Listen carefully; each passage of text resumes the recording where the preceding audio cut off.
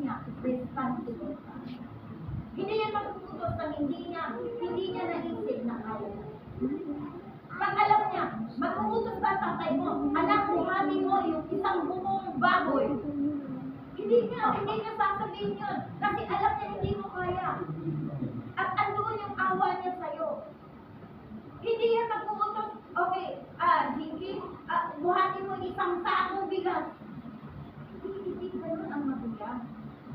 Alam natin ang kakayanan ng mga anak natin. Alam natin yung potential ng mga anak natin. Di ba po?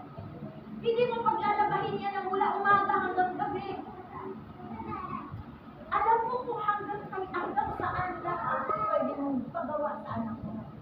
Pero yung mga anak ngayon, pag tinutusan mo, dadalubang ka. Yung muso, parang pwede nang sabitan ng kaldero. Hindi dapat tayo ganon. Your parents is asking help from you, not to put you into a miserable life. Maintain. Who will teach you? Other people. Who will train you to do what is right? Other people. Honor your parents all throughout your life. For this is God's command. This is God's command. Okay? So, binibigyan tayo ng kaluluwa ng Panginoon. Hindi ito aksidente. Okay? Yung mga anak dyan, na nag-aano sa mga magulang, laging nag-murmur, laging ayaw nila, maraming mga anak ngayon, sa totoo lang, ayaw nilang mag-stay ng matagal sa bahay nila. Mga magulang kapag ka ganon, o mga anak kapag ka ganon, magkaroon kayo ng evaluation. Bakit ayaw nyo tumagal sa loob ng bahay niyo? Anong mayroon? Bakit mas gusto nyo mag-stay sa labas ng bahay niyo? Sa mga kaibigan niyo, anong mayroon? Baka ikaw ang dahilan kung bakit hindi ka masaya ang kahan. Why?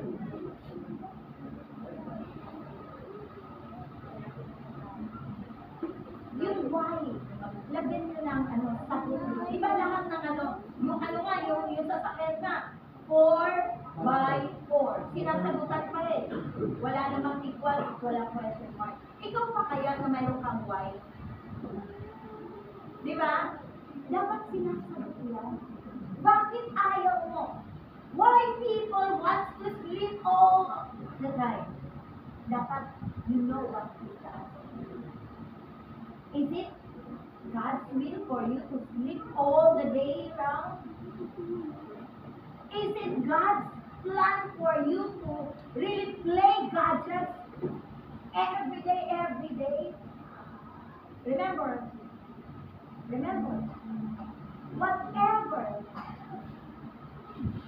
whatever your activity that you spend most of your time means that is your top priority.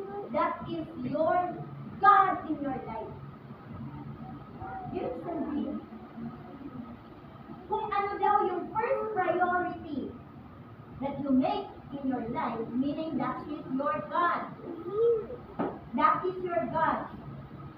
God must be the first and foremost priority in your life. Second must be your family. Your work is just the third priority. Enjoy the family that you have. That is God's gift for you. Not all the time your parents is beside you. Not all the time your parents is beside you. Time will come, awawala. Kahit ikilan mo, tutuwin sila ng Panginoon. Dahil nakadesenyo na rin yan. Na yan lang yung particular years na ilalagi niya sa kapiling. Kaya mahalin nyo. Hindi ako naniniwala yung pagkapatay na dinadalhan ng bulaklak. Dahil hindi na nila naaamoy yung bango ng bulaklak. Hindi na ako maniniwala sa mga anak na pagka namatay, sumisigaw, I love you, ang nanay mo, yung tatay mo, sinabihan mo ba, gaano mo kadalas sinabi yan, mahal mo sila? Gaano mo pinahalagahan sila? Hindi ako naniniwala sa mga nagdadala ng pagkain sa mga libingan para makakain ka. Makakain ba nila yan? Durog na yung kanilang bibig. Naalabok na, naging alabok na. Habang buhay pa, pahalagaan nyo. Even the parents as well. Pahalagahan nyo yung mga anak nyo. Dahil hindi lahat ng panahon, makakasama nyo yan. Ito lagi ko tumatanda. People will just come and go. Kaya habang nasa tabi ko, gusto kong ipakita na mahalaga sila sa akin. Dahil time